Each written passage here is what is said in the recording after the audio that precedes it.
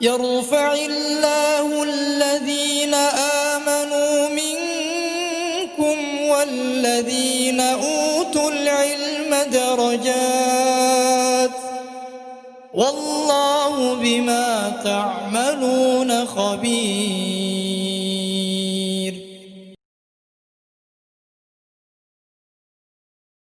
Bismillahirrahmanirrahim. Assalamualaikum warahmatullahi wabarakatuh. Bagaimana kabarnya adik-adik kelas 2 semuanya? Semoga semuanya dalam limpahan nikmat Allah Subhanahu wa Ta'ala dan senantiasa sehat ya adik-adik. Insyaallah pada kesempatan kali ini Ustadz akan melanjutkan pelajaran kita masih dalam tema yang pertama dengan judul Hidup Rukun, bagian yang kedua.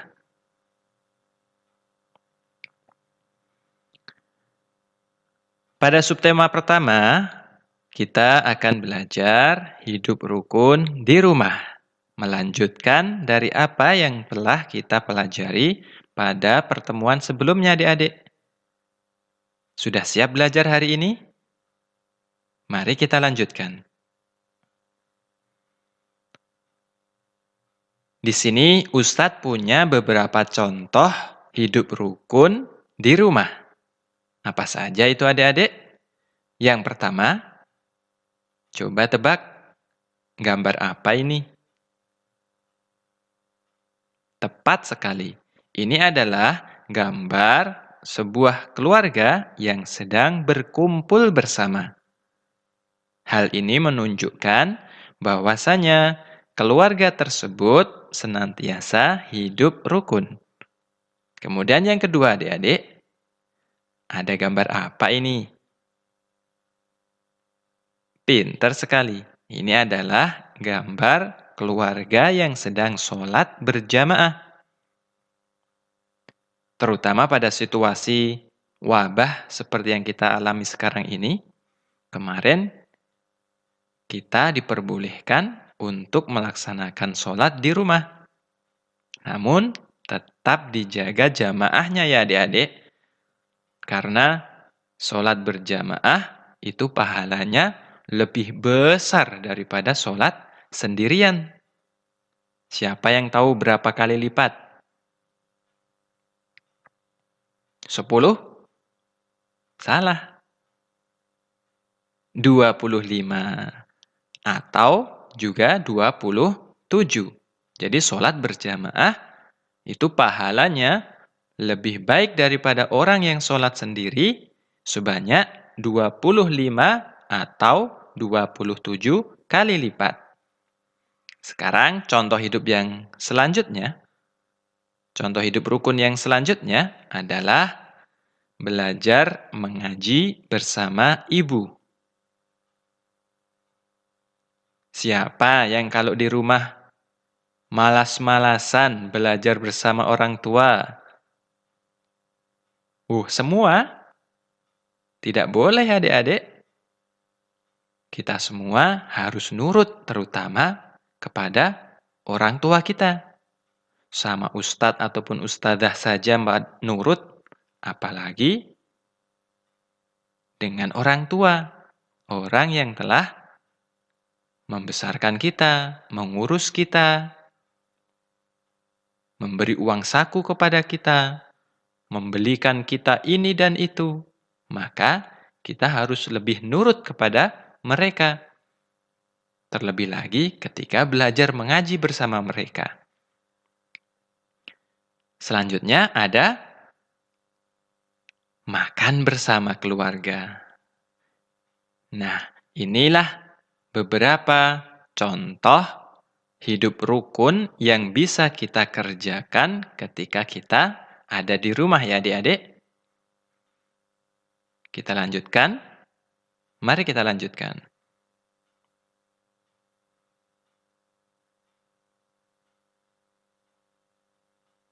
Kita simak teks cerita berikut ya adik-adik. Ustadz akan bacakan. Bapak membawakan buah tangan untuk Muti'ah dan Hamzah. Muti'ah mendapatkan buku cerita karena dia adalah kutu buku. Meskipun Muti'ah dijuluki kutu buku, tetapi dia tidak besar kepala. Muti'ah dan Hamzah tidak saling berebut oleh-oleh. Bapak dan ibu bahagia melihat buah hati mereka selalu rukun. Adik-adik masih ingat tentang ungkapan? Apa itu ungkapan adik-adik? Pinter, yaitu gabungan kata yang memiliki arti yang baru. Coba adik-adik temukan ungkapan-ungkapan yang ada pada teks bacaan ini. Siapa yang mau menjawab? Yang pertama, mana? Pinter. Ada ungkapan buah tangan. Yang kedua, ada ungkapan kutu buku. Sebelum Ustadz lanjutkan, siapa yang masih ingat apa itu buah tangan? Masya Allah. Oleh-oleh. Kemudian apa itu kutu buku? Orang yang suka membaca. Kemudian masihkah ada ungkapan yang ada pada bacaan ini adik-adik? Benar sekali. Besar kepala. Dilarang besar kepala ya adik-adik.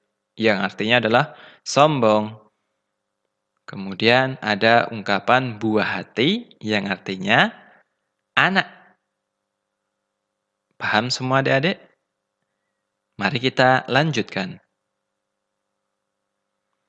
Sekarang kita akan mencari contoh ungkapan yang lainnya. Apa saja coba? Yang pertama, ada ungkapan cepat kaki, ringan tangan. Cepat kaki, ringan tangan. Yang artinya adalah suka membantu. Kemudian ada ungkapan kepala dingin. Kepalanya ada S-nya? Bukan.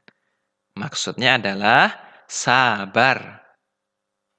Yang ketiga, ada ungkapan jalan tengah.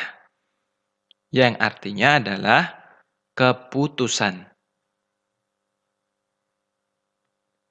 Ya, keputusan.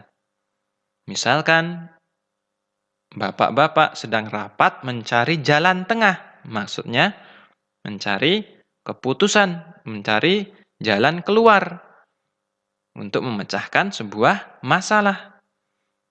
Seperti itu ya adik-adik. Coba kita akan melihat kalimat-kalimat yang menggunakan ungkapan atau kalimat-kalimat yang ada arti ungkapannya di situ. Yang pertama, Hasan suka membantu pekerjaan rumah. Apa ungkapan yang cocok untuk Hasan? Pintar sekali. Cepat kaki, ringan tangan. Contoh yang kedua, Pak Amin menyelesaikan masalah dengan sabar. Berarti sifat Pak Amin bagaimana adik-adik?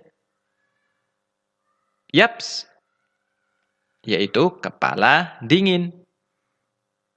Ternyata adik-adik sudah paham semua. Masya Allah. Kita lanjutkan ya. Kita akan belajar matematika masih dalam bab membilang banyak benda. Coba kita belajar menghitung ya adik-adik. Kita lihat pada gambar di sini ada banyak sekali buku-buku ya adik-adik. Perlu adik-adik ketahui bahwasanya satu tumpuk buku itu nilainya 10. Berarti kalau di sini ada 5 tumpuk, berarti ada berapa buku adik-adik? Ada 50.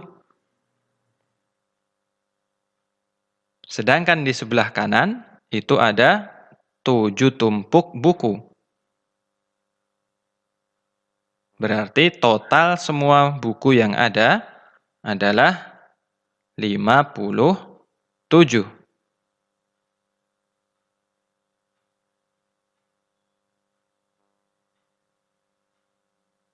Sekarang kita akan bermain mencari angka adik-adik.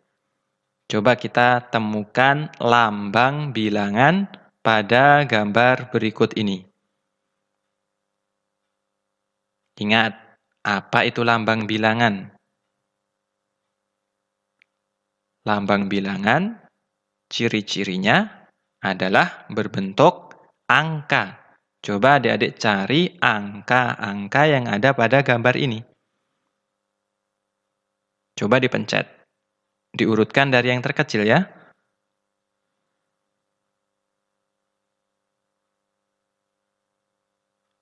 Pinter. Ada angka 3 atau lambang bilangan 3. Kemudian ada angka 25. Selanjutnya ada lambang bilangan 579. Masih ada yang lain?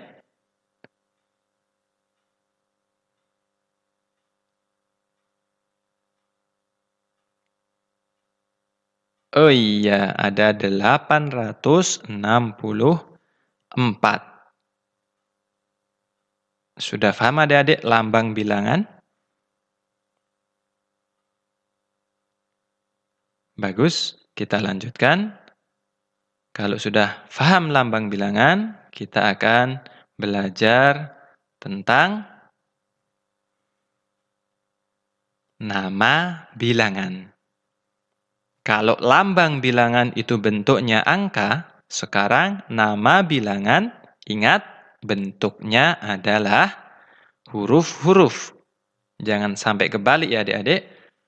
Coba kita lihat, ada 3. Ini namanya nama bilangan. Kemudian 25. 579. Dan yang terakhir 864. Nah, ini beda ya adik-adik dengan yang tadi. Kalau yang lambang bilangan itu bentuknya adalah angka-angka. Sedangkan nama bilangan bentuknya adalah huruf-huruf. Harus dibedakan.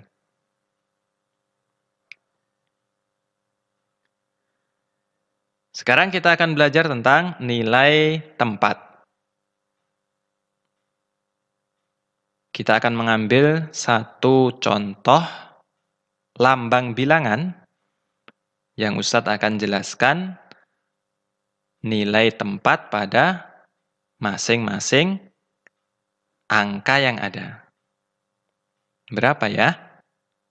Baik, di sini kita sudah mendapatkan lambang bilangan 678. Kita jelaskan satu persatu ya. Angka 6 ini menempati tempat ratusan. Sedangkan angka 7 ini menempati tempat puluhan. Dan angka 8 ini menempati tempat satuan. Kemudian nilai dari masing-masing angka adalah angka 6, karena dia ada pada tempat ratusan, maka nilainya adalah 600. Sedangkan angka 7 yang ada pada tempat puluhan, berarti nilainya 70.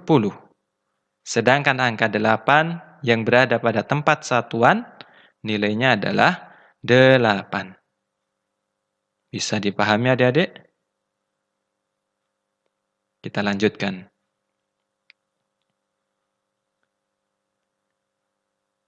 Masih tentang gerak dasar berjalan. Pada kesempatan yang lalu, Ustadz sudah jelaskan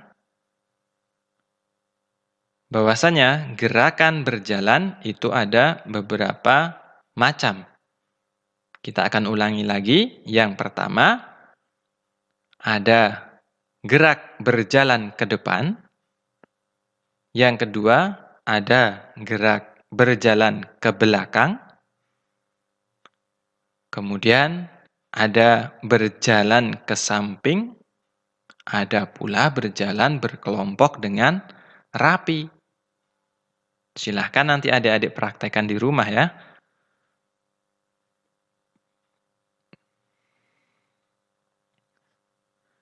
Seperti biasanya, di akhir sesi ada latihan soalnya adik-adik. Coba kalian kerjakan latihan-latihan berikut ini.